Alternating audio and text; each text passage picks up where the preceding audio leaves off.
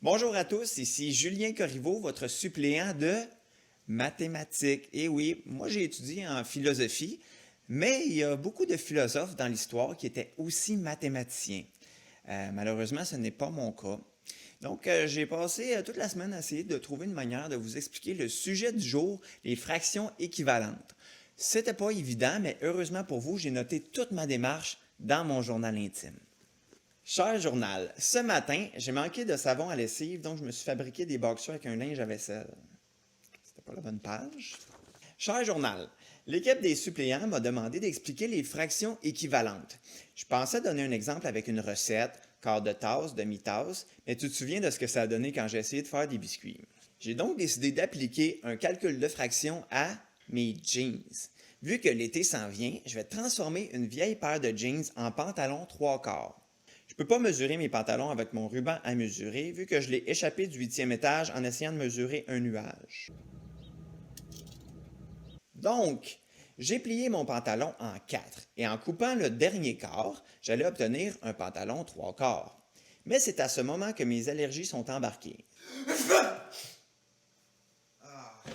J'ai donc décidé que mon pantalon serait plutôt un pantalon 2/3. Je sais que ça n'existe pas, mais en tant qu'influenceur populaire, j'ai l'habitude de partir des nouvelles modes. Donc, pour transformer mes pantalons 3/4 en 2/3, il faut que je calcule 3/4 moins 2/3. Ça va m'indiquer quelle longueur couper. Mais je ne peux pas soustraire des tiers des quarts directement parce qu'ils n'ont pas le même dénominateur. Les deux enseignantes qui m'aident pour mes capsules m'ont expliqué qu'il faut les transformer en fractions équivalentes. Ici, le plus petit dénominateur commun entre les tiers et les quarts, c'est 12, parce que c'est le plus petit commun multiple. Ainsi, 3/4 moins 2/3 transformé en 12e donne 9 douzièmes moins 8 douzièmes. Donc 3/4 fois 3 fois 3 nous donne 9 douzièmes, moins 2/3 fois 4 fois 4 donne 8 douzièmes. Ça égale donc 9 douzièmes moins 8 douzièmes, 1 douzième. Mais comment mesurer 1 douzième de mes pantalons? Je me suis servi de mon quart de pantalon coupé comme étalon. En utilisant encore le principe d'équivalence, un quart donne 3 douzièmes. Parce que si je multiplie le numérateur, 1 fois 3 donne 3, et le dénominateur 4 fois 3 donne 12, ça me donne 3 sur 12.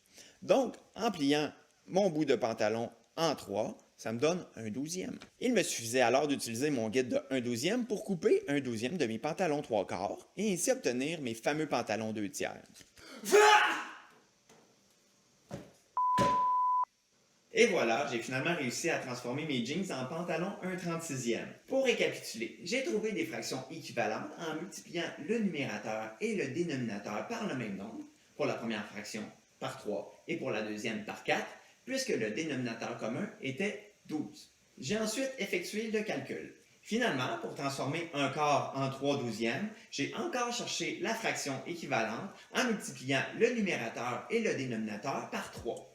Maintenant, si ça vous dérange pas, je vais aller prendre une marche. Là. Vous pouvez pas être les seuls à profiter de ces belles jambes blanches.